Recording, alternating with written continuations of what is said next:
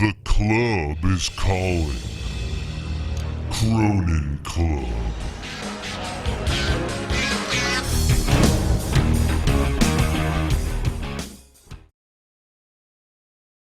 What's up, wrestling fans? Welcome to a fucking wrestling show. That's why you're here, for wrestling, right? Well, some of you guys are here for Monetize This. I don't know. But I'm here with Dave, Devious Dave Rose, Jake DeMarco, and not a lot. Well, there's some weird fucking wrestling news. First of all, let's get it out of the way. Adam Rose is retiring, which he mentioned on the show when he came on out of nowhere. He said, you know, he'd probably like to work the indies a little while, see what happens, and then he had a backup plan of some sort or backup career. Or, I hope he does. I mean, hope it's not like selling drugs or something. But yeah, so apparently he's leaving the wrestling business soon, and he'll do whatever I guess he was gonna do. I don't know what that is.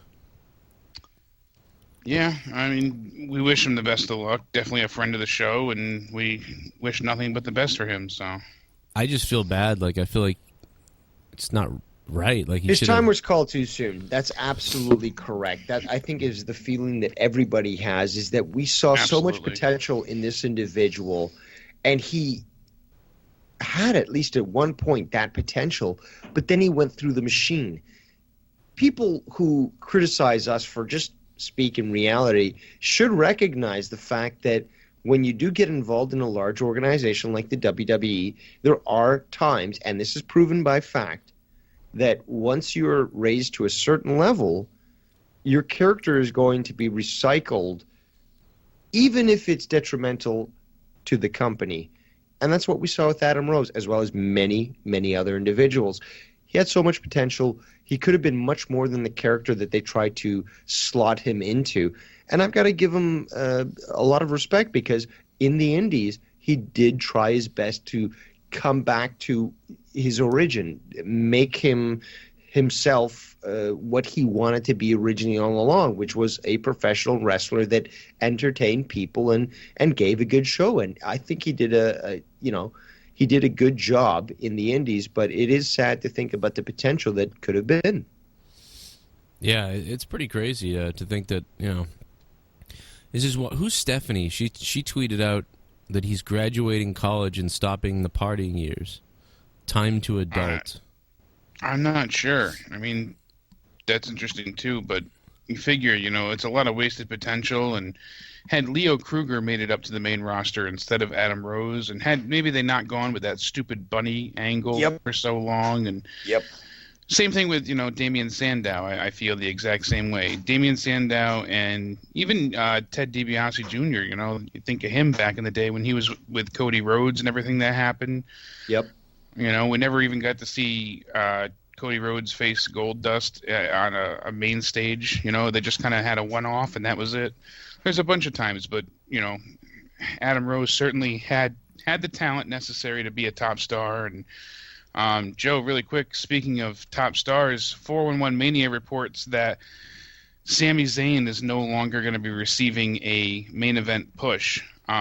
They decided to start pushing him around the time when Seth Rollins was right before Seth Rollins received his knee injury again, with the stuff with Braun Strowman, you know, and they had things, and they had a few plans in the work. Yeah, it was pretty cool. In the works. But now I guess they're scrapping those plans. They were going to push Sammy harder, but since Seth's able to make it to WrestleMania, and the fact that Jericho turned face and isn't leaving the company anytime soon, not till like June to tour, and that Finn Balor's returning, they don't feel that there's enough room for Sammy at the top, so his main event push is coming to an end. Wow. That sucks. The exact quote says, the report mentions Seth Rollins returning soon as well. With that in mind, Finn returning and Jericho's push leads to WWE no longer having need of Zayn in a top slot. Well, I can see that. I can see how you know what I mean? He was gearing up for a push for it was like emergency. You know, like they needed to do something. But they were working on him prior to you know, Seth getting his leg injured by Samoa Joe. But now they're just kind of pulling the carpet out from underneath him. And we see him time and time again. Like I said, his catchphrase should be "Feed me more," because all he does is eat pins. Sami Zayn should be opening Mania. Should be like, unless it's the Cruiserweight match, Sami Zayn is a guy who's like, should be opening Mania. Can you hear me? Yes, we can hear you. My whole computer froze. I guarantee we don't even see him on the main show. I bet you he'll be on the pre-show, or the most we'll see out of him is the Battle Royal, the Andre the Giant Battle Memorial. Yeah, that's true. Yeah, and that's sad. That's a waste. Such a waste. That's bullshit if that happens, because he needs to be featured doing some more shit, because, dude, this is a guy, again, who could open up WrestleMania, and to be, he could open up WrestleMania with Nakamura or something like that. You know what I mean? They would set fire to this place. Put Sami Zayn versus somebody big, you know what I mean? I guess that's the Cruiserweight match, I suppose, because that's going to be Adrian Neville probably versus Austin Aries to open it up. I mean, that is most likely what's going to happen, that or the Intercontinental Ladder match if they do that again. We haven't heard much about that this year. Dean's facing Dean's facing what's his face? Baron Corbin. Yeah. Yeah. I mean, for the last 3 WrestleManias, they've had that Intercontinental Ladder match. So there's going to be no ladder match this year. There's not going to be a ladder match. Not going to be at all. Yeah, I heard rumblings a few weeks back that said they were considering it, but nothing was definite. But no matter what, it would still be Baron Corbin involved. Yeah, I mean, they were thinking about Kalisto and a few others. God, no. Yeah, I don't want to see that. Just throw those guys in that stupid Battle Royal. Yeah, absolutely. That whole thing is just, obviously, we all know, is just to get the talent some kind of time at WrestleMania, who just has been there all year. Yep. That's one of the things I'm kind of upset with now with the SmackDown women's roster, that they're having Alexa, face everybody. They said everybody on the roster, but I guess the intentions with that's when Kelly and other rumored returning stars are going to re-debut. So yeah, that's why they're doing it that way. Yeah, I get that, I guess, but man, Alexa I just feel Bliss, like that's another huge missed opportunity. Mickie James versus Alexa would have stolen the show as far as the women goes. This should have been like a match. There should have been Alexa Bliss versus somebody in a wrestling match. That would have been awesome. You know what it is too? It's them protecting the other girls, because Alexa Bliss is going to have to do this kind of gimmick match, and meanwhile, what they're doing is they're sort of protecting Sasha and Charlotte's match and Bayley's match. That's what they're doing. That way, there's not they two. are. This way, they don't get outshined. Yeah, they're like, it may be fairly, maybe they looked at it and said, well, Alexa Bliss and this person are going to make. They're probably not going to have an all-star match, but Sasha's, Charlotte and Bayley could. But actually, even though that we would all think the same thing, all of us would pick those 3 women maybe over Alexa Bliss at a time. I don't know. Right now, maybe Alexa Bliss has the best match. Yeah, I honestly right now would hands down choose Alexa and Mickie over Sasha, Bayley, and Charlotte. No doubt about it in my mind. Alexa has proven herself time and time again this year. Alexa has had no bad match this year. I went back through the other day and I checked out her Wikipedia page to see. Yeah, she hasn't had a bad match this year. I can think of how many times Charlotte has botched and Bayley and Sasha have had issues. And I don't think Alexa Bliss has those matches that are she doesn't have those matches yet that are whoa, 8 out of 8 to 10, but she always has a solid 7, or she always does what she's supposed to do in the match, if that makes any sense. She has a good 6 she's very consistent. There's no oh my god 5 stars, but I also think that she hasn't had the right opponent. Her and Becky Lynch started to get there. They started to get close. They had some really good moments, not great but good. But I think that her and Mickie face to face could be extraordinary. Yeah, I think so. What about too. you, Dave? What do you think? Is Dave alive? I'm just waiting to get a point in here, because you guys are making some great statements there, and I didn't want to interrupt. But I do have to agree that Alexa Bliss has just done a phenomenal job. She really is improving every time that we see her, and she's hot fire on the fucking mic. I mean, she just knows how to be a good heel, and her in-ring ability, I think, is improving and is enjoyable to watch. And again, I think that it's a good thing that we're seeing her being spotlighted, because I think she deserves it. You just made a great point too, Dave. The promo angle with her is fantastic, and that's what I think Raw is also missing, that total package. Charlotte's good on the mic. She can be great at some points. Yeah. But it also depends on what she's talking about and her motivation. So it's kind of wish-washy. Sometimes she's annoying and cringy.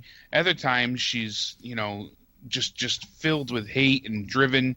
And when she's motivated, she can really, turn a crowd against her. But Bayley is just, oh God, Bayley's it's like nails trash. on a chalkboard. She is trash. Remember her on Talking Smack when they asked her like why she could beat somebody or why she could do something and she actually couldn't do it? Then Booker T had to finish it for her. Like that was on a lot. That was actually on television. That was not an NXT thing. Bayley is somebody who was like, she was considered like the veteran at the top of her game in NXT, and I thought maybe she was ready to come up, but speaking wise, I'm confused. I think she's hit. I think she is a little nervous. I think so too, and it shows. Yeah, whenever she speaks, it's weird and it doesn't come off very well. You have to be like when you're a wrestler, because there's guys on the indie scenes when you see them, like, oh my God, like this guy might hit me, or oh my God, I believe everything. And you're talking about someone who's up on the main roster on Monday Night Raw. And but did you see the same thing from her in NXT? At times, like when she was about to face Asuka, I did.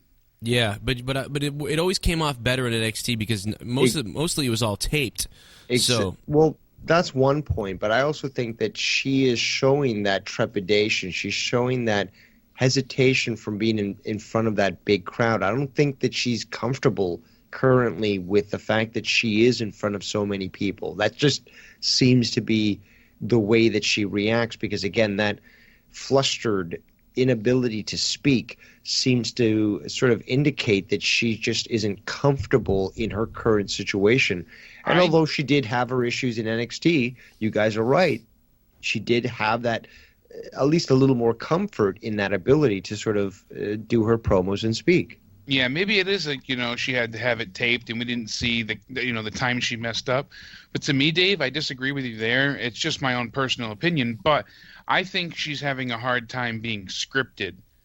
I think, it's been said before that Triple H and NXT let people, flow on their own. They were able to speak their mind and work on their character and their motivations and get over what they wanted to say. They were allowed to convey whatever they were thinking at that point in time. If they didn't like it, then they would scrap it and start over. That's not good, Which is why Alexa Bliss is doing so well in SmackDown. But this isn't. This is not good, though, it seems like, because I'm confused. Like, how does it work? Like, if you're in NXT and you're not scripted and you do all right, then you go to Raw, but then you are scripted. So shouldn't in NXT you be scripted to get ready to be scripted? But then you would think. But then Alexa Bliss is not scripted. That's good logic, actually. Now to think of it, with Alexa Bliss, oh my God, I need to talk to somebody from WWE. I'm gonna message everybody I can. I have so many questions about this. Like, is Alexa Bliss being given bullet points? Like, here's what we want you to do, Alexa. Can you spew that? Can you spat this? Yeah. Like, make sure you mention the women's title, Bliss, your hashtags and your usual sayings, and that you're gonna, win the match. And then she just goes out there and spouts it all off, however she feels. That's what it seems like. Road Dogg would be the perfect person to ask. Say, well, do you give these guys bullet points, or are they fully scripted? Well, here's the other question about that. That's SmackDown. So Bayley would probably do better on SmackDown because she was up. Everybody will do better on SmackDown because in NXT they're raised to basically be like, if you come from the Indies, you're on your own, make up your own shit. If you come to NXT, pretty much you're on your own, make up your own shit. Here's some bullet points.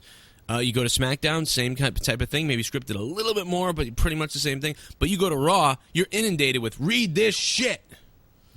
So you're fucked. Yeah, I mean that's part of the reason why I think Roman Reigns never had a chance to get over. Like with his promos, he would be flustered, and how many times he flubbed on the mic, and believe that, and we're teasing him and making fun of him. I feel for him. It's difficult. Public speaking is not easy, and having to remember lines versus I don't think he has the greatest ability to recover as where The Rock and Jericho do. But even they made mistakes, but they do it in such a way with such charisma that you don't really notice or care. If you do notice, it's not a big deal. It's got to be this. It has to be this. It has to be that you suck at both. It has to be that you're not very good at improv. You're not the best at improv. And you're terrible at memorizing stuff. I'm terrible at reading a script. I mean, not at reading one. I can read one. I'm terrible at memorizing one. If you put me on Raw and gave me a big ass script and was like, "You remember to say all this shit," I might fuck up. I mean, I would go off script all the time. I'd be out there and I'd be like, "What the fuck was I supposed to say? I don't know, but I know I'm supposed to be the heel, so fuck it." And then I'd just go off, and I would just end up coming in the back and probably getting yelled at. All the people outside in the crowd would probably never know, but I completely abandoned the script. So like that would, but it would sound great. I promise you 100% this is what would happen, because I would never allow myself to feel like, I would never allow it to be scripted or to get awkward. You know, I might even fucking bring it up. You know, if I go out there and I'm like, "Well, you know something? Let me tell you something, Seth Rollins. You know, since day one, I would, you know what? You know, I gotta be honest. I actually wrote down everything I was just gonna say to you right now, but I'm gonna go off script because you're not worth it.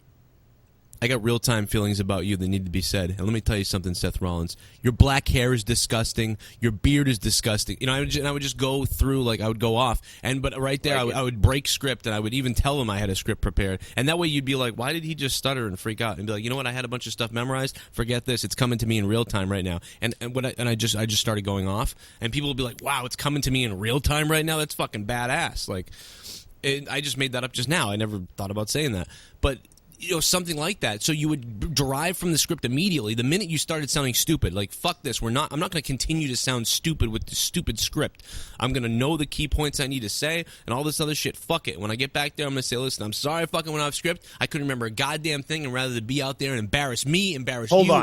Hold on. Let's make a good point here, that a counterpoint, I should say, is that consider the repercussions for doing something like that, you know, because of the fact that you've got somebody like Titus O'Neil, who all he did was grab Vince McMahon and got totally reprimanded for it. Wow. So if he got reprimanded just for touching Vince, think of what kind of reprimand you would get for going off script to that extent. Well, you better make it good. Right now, the WWE punishes creativity. That is what they do, at least the Raw brand, because in that aspect, nobody is allowed to be themselves. We got to see a little bit of that with Owens when he did that great promo in the ring, but then he lost against Lesnar. So again, we're talking about the fact that these individuals need to be allowed to go off script. They need to be able to be themselves and to give off the proper projecting of what kind of character they are. And until the 24 writers or whoever and Kevin Dunn and Vince McMahon finally get this through their thick skulls, we're going to continue to get these forced promos, which are just so embarrassing. They're embarrassing to watch. I'm sure they're embarrassing to act in. Like whoever superstar is, you know, doing these fucking promos. Well, you identify them right away. They're fucking humiliated that they've got to do such disgustingly pedestrian promos. I mean, they're better than that, and we the audience know that. Yeah, and when you identify it right away, it's almost like identifying a fucking script. Identifying, and it pulls you out of the whole thing. Shut down or change channel. That's basically what happens. When Hulk Hogan cut a promo in the back, you know, that was back in the WWF, you know, fucking cartoony thing, and you still believed everything he was saying. I mean, he was screaming at the camera, he was going off. I mean, that was believable. You believed everything they said. You believed everything everybody said. WrestleMania 11, you believed people said. WrestleMania 12, you believed what people said. One of the, you know, even Bret Hart, somebody who like wasn't very good as a face on commentary or whatever, on face promo cutter, you still believed what he said. It didn't sound like Bret Hart was reading from a script, even though sometimes he sounded a little flustered and stuff. He sounded like legit, you know what I mean? Like he did. Yep. He sounded like he meant it, which is what sometimes Bayley would sound like. She sounded like someone who's just very happy, very shy, but very confident, and you're like, okay, I buy that. But when she's out there in the ring and she's like all over the place, like, this has been my dream. Like even Sasha, it doesn't, like, her stuff doesn't sound right. Like nobody sounds right. Alexa Bliss. And that's the problem. Alexa Bliss sounds right. Is that because Alexa Bliss is taking the ball and running with it, or is it because she's also on SmackDown? It's probably a combination of all those things. And is it also because they're given a character that they believe in? I mean, that's got to be a big part of it too. We saw it directly on screen as a train wreck with Emelina. You know, she came out there, and you could tell by the look on her face, she was like, "Get me the hell out of here, please." And, you know, you just knew she didn't want to be doing this angle. You know, the makeover of Emelina, like her reaction and reading was so dry. Emelina is here, and now I will become Emma. You know, that was it. You know, I will become Emma. You know, dude, that's the funniest thing you've ever done. I think. Like, holy shit, bro. That's exactly what it was like to me. She just Emma. You know.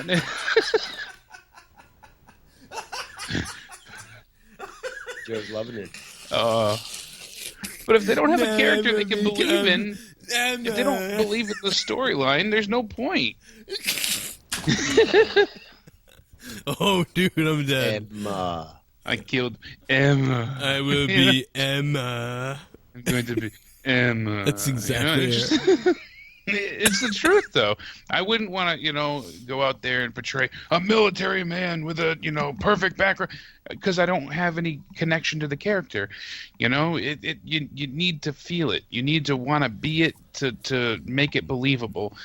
And that's why John Cena, as crazy and overindulgent as he is, he goes ahead and you believe he's it because he truly believes he's the man. Well, because he said it in multiple interviews. Let me say this though: his character is not as hard. His character is like, just go out there and be a badass, and you're the man. It's like you want some, come get some. Come into my ring because I'm John Cena. I've been here carrying this company over my shoulders for 14 years. What have you done? You a bitch! He believes he's the best, though, because, in his mind, he is the best. But, I mean, that's you what want he to know has who's to a do. great character? Emma had to pretend to be some Rusev. swimsuit model. I mean, that was way harder. Yeah, that's true. But Rusev is a great character, to compare anyone to. He sticks with that Bulgarian gimmick, day in, day out. But he believes it. He believes, crush. He's got that. Here's what's you want to tell me what's wrong for it. Here's what's wrong with Rusev when it came to some of those big match main event things. Listen, I love Rusev. First of all, he does a great job. He's one of those guys where when you first see him, you're like, wow, this guy is going to be the number one bad guy. He's going to be perfect. But after a little while listening to Rusev, you realize there's like comedy in there. And you realize he's not quite like... Oh, my God. He is good. He's witty. He knows how to slip things in. Yeah. Really slight, really small. But, like, a lot of people do get it. And, I mean, even with the Russian hacking and stuff, I mean, there's some individuals that we're not going to talk about right now that thought that was insulting and stuff. But I thought it was hilarious. He really thought it was great. But to me, like, he just is funny anyway. Do you know how I am? Like, when I start yelling, like, I feel like a lot of times, like, I'm not capable of making it believable that I'm a mean, angry character. I think a lot of times when I get mean and angry, it ends up being funny looking. So I'm, like, not very good at playing a bad guy. I think he kind of can sometimes be a little bit like that, where it's like, you're trying to get him to be this evil bad guy, but he comes off as a bad guy, but he's got that, like, flair of comedy. Like, you don't 100% believe he's evil. It's more entertainment and funny, but he's not. Yeah, he's got that snarky way about him. Exactly. Exactly, Dave. Yep. But it's not just snarky, it's smarky. Because, again, he's totally in the business. And when you listen to this guy on Up, Up, Down, Down or in real life, he's not the fucking limited vocabulary brute that he portrays himself to be, which also speaks to the fact that he works hard towards progressing that character as, Yeah, Rusev. he portrays that fantastic. I mean, he really does. You believe that he really is Rusev. In real life, he seems like a cool dude. Like a guy that you can just Yeah. share a beer with and just chill on the beach and be like, yeah, what's going on? And but that's the thing though. I think that he's not given as much credit as he should be. And when he comes into WrestleMania on a tank of all things, Yeah. and then he's relegated to fucking losing against the New Day and stuff, I think it speaks a lot to the lack of vision that the WWE has on He was somebody that undefeated has for so a much long potential. time. Yeah. He debuted at the Rumble. He They beat the protected crap out him. of CM Punk and so many. That's beyond the point, though. I mean, we touched on all this, but the main issue at hand is the fact that they don't give the guys a chance. I always touch back. to it, but they it's don't so let poignant. them be themselves. That's the issue. It's not that they That's- don't give them a chance. It's that they give them a chance, but their chance. They don't say, you know That's what? true, yeah. Fuck everything. It's carte blanche. You entertain us, and if you don't fucking do a good job, well, guess what? You're out. So they don't do that no true. more. It's all like, oh, you're going to follow these scripts. And that's why these people are fucking fumbling in the ring trying to remember these stupid lines created by fucking huge beavers with fucking big buck teeth. And you know what hurts the most, I think, right now? The Rock knew at that point. He said, Vince, do me a favor. Give me the mic. Just give me 30 seconds. I have some stuff I got to get off my chest. And Vince gave him a shot. But you know what the problem today is that WWE is the gold standard. They're the top of the mountain. There is no competition. So there's no threat of, well, I'm going to walk out and go to Ted Turner and make my name big there. You know, where are you going to go? TNA? WWE steps on TNA daily. You know, they're not even the scum on the bottom of their shoes. The lack of competition has made the company so complacent, and that's why they're stuck in their old ways. You know, there was a joke that I posted on Twitter the other day. Somebody had sent it to me. I don't know who the original poster was, but it was something like, are we sure WCW lost the war? Goldberg's champion. Chris Jericho's the best thing on TV. The announce desk is over by the ramp, you know. And Raw is 3 hours long. Yeah, all that. That was a genius tweet, because it really laid bare exactly what we're dealing with right now. Exactly, you know, and we're like, are we sure that WCW didn't play the long con? You know, and it's just, but it's the truth, you know. It's a sad state of affairs. They said all that's left now is to have an NBA player wrestle. Yes, that was the coup de grace. That was the fucking cherry on everything, because it was just fucking so wittily stated that it just fucking encapsulated everything. Right. I mean, and we look at things like this. A friend of mine, Dangerous Moose on YouTube, was at the Toronto show 2 nights ago. And in the ring, we had Kevin Owens, Samoa Joe, and Triple H. And Triple H is holding up the click sign, the Too Sweet, while facing off against Finn Balor, Chris Jericho, and Sami Zayn.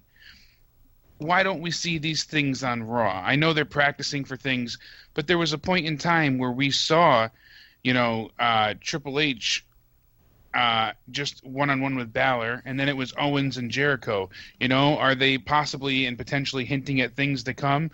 I doubt it. I guarantee we won't see Triple H wrestle until Mania. And it's sad that they don't use what they have. You're not going to see the fucking Too Sweet sign from Triple H and yet have fucking Finn Balor as an opponent who has used that fucking with the Bullet Club in Japan, and it is known for that. I mean, it's more prevalent in people's minds now of that than it is, you know, with the Click and NWO and fucking DX with the same sort of like signals. So, why aren't we seeing this on TV? Because I think they don't have the vision necessary to really utilize their people to their fullest extent. It's really that sad. I mean, today in Madison Square Garden, we got to see Bray Wyatt face Luke Harper for the championship. We saw Baron Corbin versus Dean Ambrose, Randy Orton versus AJ Styles, and AJ Styles went for the phenomenal forearm, jumped off of the top rope, and Orton hit an RKO. That spot was just beautiful. Poetic justice at its finest. Oh my God, it's actually breathtaking. I've not seen an RKO of that caliber since he hit the one off of Seth with the curb stomp. It was unbelievable. And then to top it all off, they get to see Kevin Owens take on Brock Lesnar. Now, the match was very short, but in the beginning, Brock Lesnar gets in one shot, and then Kevin Owens, just a flurry of offenses, does the corner, cannonball, goes ahead and does a swanton bomb basically off the top rope, and then Brock takes him to Suplex City, gives him an F5, and gets the pin. We should have seen that against Goldberg, you know? We should have seen that at Fastlane. That's how the match should have went down. They shouldn't have completely buried Kevin in the process. We should have seen Owens getting a little bit of offense. But we're getting Brock Lesnar in a match versus Owens on a Madison Square Garden house show. But then we tune into Raw, and we're getting the same things over and over. And now the transformation of Emmalina. It sounds like Rocky, actually. And now the transformation of Emma to Emmalina. is complete. I have to answer something that some people have been saying. This has been going on too long. I'll probably make an individual video about this, but I do want to bring it up here as well. I want to push this home. This guy says, Espinoza on YouTube says, "You bitches sound like a bunch of WWE fag boys." The best thing right now is how, like, because of the whole TNA thing, all these people are calling me a WWE suck up. When, like, literally months ago, I was being called a TNA suck boy. I was being told that I sucked TNA's dick. So if I talk about TNA, the WWE faggots tell me that I'm a fucking TNA suck boy. But then when I talk about TNA sucking, then the TNA people start telling me I'm a WWE suck boy. How about you're all a bunch of crybaby fag boys? How about that? Put your dick in your mouth and kill yourself, you little cunt. Fuck you. TNA, WWE. You're a fucking homo. More importantly, it's, oh my God, you're sharing your opinion on a topic that you should never be critical of. Oh my God, I've got to now act like an idiot and try to shame you. Well, that's exactly what we're seeing. No, this is just some nerd. He probably, his room stinks. He's got shit in his pants probably. He's sitting there with his fucking video games. This guy says, "You bitches sound like a bunch of fag boys. Vince has been doing this for decades. Where's the outcry there?" Well, here's the difference, motherfucker. First of all, what do you want me to do? Do you want me to go back in time to when I was 10 years old, when Hall and Nash left the WWE, and do a podcast? Like, where was the outcry then? Should I go back to being 10 years old? I'm 32 now, but you want me to go back in time to when I was 10 years old, start a podcast, and start ranting and raving about how they couldn't use the gimmicks of Razor and Diesel? Of course they couldn't use the gimmicks of Razor and Diesel, because they were created by WWE, you fucking moron. And you're like, oh, it's the same thing. TNA created it. No, Matt Hardy created it. Number one, he created it. And then you would say, well, the Dudleys created their gimmick, went to WWE, then couldn't use their name. Well, let me tell you the difference. Did Scott Hall and Kevin Nash fund their gimmick and their scenes in the WWE? The answer is no. Did Rhodes fund his gimmick? And did anyone fund their gimmicks? Did anyone take their money, pay the money to fund their gimmick and fund the scene? No, they didn't. So it's a different situation. You can still say that the company has a right to kind of go after the intellectual property in some form or another. I get that. That's fine. But if you actually support TNA, you are supporting an asshole. Like you yourself are an asshole. True, WWE might have been kind of dicks as well, and I did have an outcry. By the way, if you want to go back in time, the Dudleys left the WWE. I think how old was I then? 20? Was I 20? What year was that when they left? I don't even know. Was it 2005 when the Dudleys left? Yeah, somewhere around there. Okay, so I'll go back in time to when I was 20. And you can go find my podcast with 5 people that listen to it before anybody listened to any podcast, before there was a YouTube, before any of that shit. Yeah, go talk to 19-year-old drunken Joe. Whatever I was doing, the outcry. There was an outcry, just didn't have a forum for it. So what do you want me to do? Before I talk about the current events of TNA, do you want me to now go back in time and release all the anger of what WWE has done? We are all aware that WWE has done this, and the WWE has kind of been an asshole with people, in the past. But this is a different level, and this is current. See, I didn't have a show then, you dumb fuck. But here's the deal. These guys put up their own fucking money, used their own family, used their own resources, used all this shit. They got screwed out of their contracts multiple times, but they brushed it aside because they wanted to take care of the roster and take care of the company. So when you do something like that, nobody else did that. The closest thing you can say to that is that the Dudley Boys were putting their body on the line, for the company and for the fans, and the least they could have done is gotten their name. That is an argumentable thing, and I agree with it, obviously. So, but why? Because we're talking about this extraordinarily different situation. I gotta believe, I don't think anything like this has really ever happened. Please tell me if I'm wrong. Has there ever been wrestler who fucking put up his own money to fund his gimmick, fund his name, create his storylines, to work with a company, then he leaves and the company wants to claim his name? I don't think that's ever happened before. So you need to shut the fuck up, and if you want to cry about something that happened 20 years ago, go back in time, cry about it, then go back even further in time to when your mother was fucked by that rapist, and fucking stop him from doing it so no one will ever have to hear from you on the internet. Okay, I'm done. And even worse than that, Joe, is the fact that people are saying, oh, you guys shouldn't be saying to boycott TNA over this issue. Why the hell not? Oh, well, don't penalize, all the talent at the company. And no. Do you not see the issue at hand here? You mean 20% of the company that still remains? Those that, have no other choice but to stay with the company? As opposed to the 80% that essentially decided to jump ship because they were fucked over? Yeah, whatever happened to the people in 2016 last year when I was plugging TNA up the ass and I was called a TNA suck boy and a Dixie Carter suck up and all these things, and I'm plugging these guys, and I had people coming out of the woodwork everywhere telling me, "Oh, Joe, you just fucking fuck this company. I'm done with the company. I'm never fucking fuck them all." And I'm like, "Yeah, well, the wrestlers in the back are good guys." I said that. Well, now it's happened again. And that's it. I'm done on TNA. This is it. They're going to keep doing it. I don't give a fuck about the people that are in there because the people that are in there know.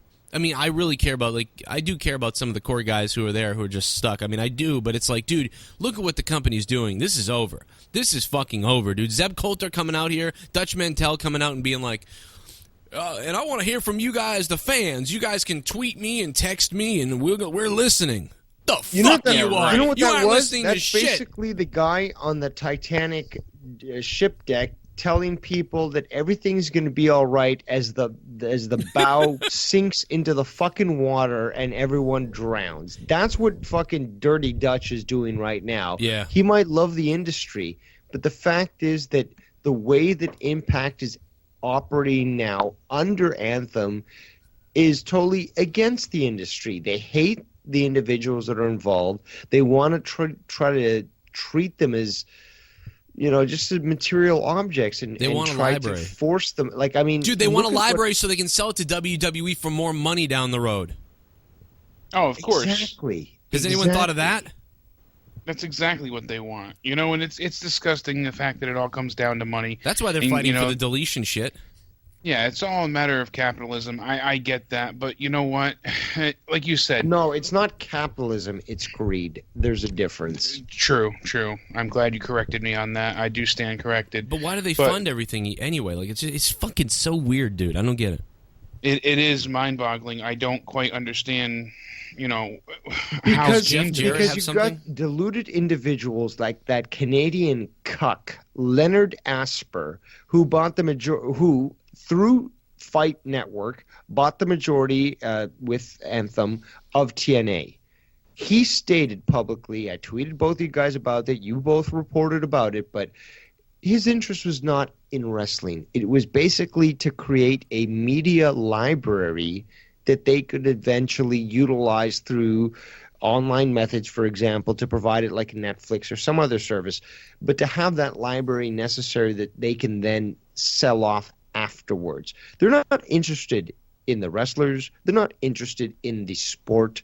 All they are is interested in creating they're a media company. They're interested in building up their reserves of videos that they can resell on the internet, DVDs, whatever, to make money. Their interest is not in the Hardys, and it's plain as day the way that they've treated them as to where their loyalties stand.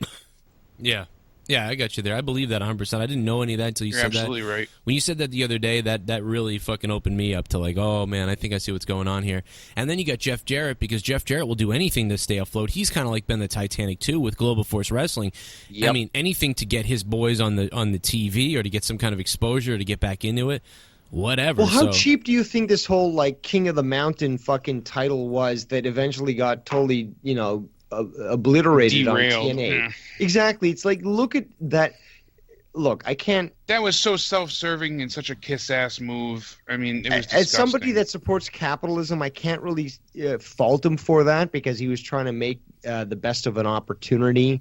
But overall, it's the management of TNA that has to say, fuck off, Jeff. You want to make a title just because you brought GFW, to TNA? No, I think they came to him with the title. I almost think they were like, we want to give you this title. Come and you can advertise all your brand and everything and come on the show. I think it was them trying to make sure to boost the ratings. Initially it was, but then they just left that title with TNA and they fucking fucked off. So exactly, and then Global Force goes down the drain. That had no value. That it was it's the King of the Mountain, King of. Why don't you fucking reduce those words to something that actually indicates some sort of relevance? King of the Mountain? Fucking fuck off. You should have called it the King of the Wrestling Indies or something like, and brought it around. The universe. And sad to say, you have all this great talent, local talent. They were going to have their own women's, tag team and women's title, all these things that they were debuting in Vegas for Global Force, and nothing came of it. They had their introductory matches, they crowned their champions, and now they all get to go and suck eggs. Yep. Right. Yeah, I don't get it. But Bully Ray had a chance to go back to TNA. He said we came one day away in August from debuting Bully Ray in WWE, and he starred for the majority of his career as Bubba Dudley, which we know. But at the last second, he was also offered to go back to TNA, and he passed on TNA, and the decision was made to not go forward with WWE or TNA. Bully Ray was ready to go, but that's all I can tell you. He was one day away from WWE. He pulled it, and WWE's loss is Ring of Honor's gain. But he didn't even consider TNA's offer. Right. I would, because he knows. He knows. The fact that he supported Rebby the other day and made that tweet even tells me that he knows that's a shithole, because he wouldn't have said that. He would have been diplomatic. He would have, and he was a little bit. He still wasn't ripping it completely. I feel bad. I really feel bad for EC3. Get the fuck out of there, EC3. Please, WWE, put EC3. The only thing that sucks is his theme is awesome. I wish WWE would buy TNA, because if they could buy all that shit and they could use his theme. That fucking theme is hilarious. That would be. That's the only thing that sucks. But because honestly, that's one of those things that makes them before they even do anything yet, wrestling wise. Because EC3 is a pretty good wrestler, and he's really awesome on the mic. EC3 is awesome on the mic. His song is fire. On the mic is fire. So then when he wrestles, it means something every time. Even if whether the match is really good or not that good, the good thing is everything leading up to the match is usually good. So then you have a potential for an all-star match and a feud, and that's the value in EC3. And I just hope that he gets done right eventually. Yeah, I'd like him to come on the show eventually. Me and him always tweet, and then he'll be like, "Yeah, dude, let's do it," or I'm like, "Yeah, let's go," and then then he's missing, then I'm missing, then he's like, "Are you ready?" and then I'm not ready, and we've been missing each other on Twitter for over a year now, but. Someday we'll get him on here. I don't know, man. What's funny is Mike Bennett. What did we say earlier? Somebody said something. You did or Dave did, and I want to bring up Mike Bennett. And I wanted to say, yeah. I mean, I'm just sick of everybody protecting TNA and trying to be everything's good. We had Mike Bennett on the show. Goddamn, Mike Bennett said, the office, the upper office, it's kind of frustrating, but everybody in the back is happy and in good spirits and everything. We're trying hard, and now he's gone, and it's you know what? Fuck these people. This guy was trying to fucking. You just Once know everything came to light with Billy Corgan, we knew that the dedication was gone and that they were out for greed, and they were just going to sandbag everybody they could. Joe, I'm telling you right now, it's on good regard here that more people are leaving. Contracts are coming up to end soon, and as soon as these do, these people are walking, and a lot of them don't have no compete clauses in their contract, so you're going to see them elsewhere quickly. Yeah, exactly. It's going to happen. I mean, I think this is still desperation mode. They come in. To me, at first the other night, I started thinking maybe this is the beginning of a new era, but now I'm starting to feel like this is the beginning of the WCW 2001 era. Absolutely. They're just missing David Arquette at this point. Zeb Coulter coming out the other day, or fucking Dutch Mantel coming out and saying that you guys can reach out to me and we're listening to everything you say. Get the fuck out of here. Name the owl. Yeah. Too little, too late. Where's Dutch Mantel's Twitter where I can just ask him anything? Does he have one? Find his fucking Twitter for me. Because I'll tweet him all fucking day. Leave the Hardys alone, or you're going to bury your fucking company if it's not already buried already. Because that's all you're known for right now. Is everybody is and it's not any publicity is good publicity. This is not good publicity. Unless you're bringing in CM Punk next week or the week after, or you're going live with that, it ain't happening. Actually, it's a good thing you mentioned that about not good publicity, because it is not. And many, many individuals in the industry are coming out publicly, and that's interesting to comment about this. Bully Ray, for example, the Young Bucks. I think even the New Day may have commented on this, but they did as well. You've got me. I mean, you know what? The only people sucking their dicks are these fucking people that cover TNA like it fucking matters on YouTube, and those type of people. They're going to fucking apologize for TNA forever. They've been doing it for years. Sorry to Andre Corbio. It's just like, this is what they do. They cover this company. So if this company goes away, what are you going to cover? Because all you've been doing is blowing them for years. So, but I'll fucking call them out. I don't give a shit. When they were doing, that's why I'm all in, dude. When they were fucking doing the deletion shit and everything was going well, I was screaming to everybody to watch this shit. But if you're gonna be an asshole and you're gonna treat people like shit and just go the grimy way, and I'm gonna realize that you're gonna be exposed for what you are, I'm gonna scream the other way. I'm the realest motherfucker. It's funny, people say WWE suck dick and TNA dick sucker and WWE dick sucker. It's like, no, dude, I'm a real as shit right now. I would. I could pretend and be like, no, it's okay. They'll figure it out and we'll just whatever. Because maybe I'll get some kind of involvement with them at some point. If they were still around. But no, fuck that, dude. I'm real as shit. Fuck this. They were awesome. I plugged them. I fucking put their shit all over the place. A bunch of you guys watched them. Now I'm fucking pissed at them. I don't like what they're doing. I'm telling you about it. I mean, I don't understand where the fakeness comes in. Absolutely. And I mean, even Dixie said, "Oh, I love your voice, Joe." And you had other wrestlers, reaching out, and Gail Kim was going to come on at one point. We were getting eyes on the product. What's going on with Gail Kim in TNA? That's a great question. Yeah, well, there's a lot of people that just never resurfaced. And Dutch Mantel's Twitter is @DirtyDutchman1, the number 1. @DirtyDutchman1. @Dirty. Oh, okay, I just fucking fucked up my computer. Well, guys, I think we should wrap it up. I mean, we closed on this TNA. Any other WWE news before we get out of here? Yeah, really quick, 2 more things. Connor from the Ascension has found out that he's going to have a child, so congratulations to him. Him and his wife are pregnant, so we pass on our blessings. Daniel Bryan and Brie Bella are naming their baby girl Birdie. What? So that's interesting, I guess. Okay. Yeah, they're naming them Birdie, their little girl. Birdie. Backstage news, again, reported by PW Mania, ProWrestling.net. I mean, so many places, Sportskeeda, all that, are saying that it's leaning towards the Beast Incarnate beating Goldberg, and it's going to be a short match. Yep. But the reason I bring this up again is because Jim Ross stepped in and said Lesnar will go over with his finish, the F5.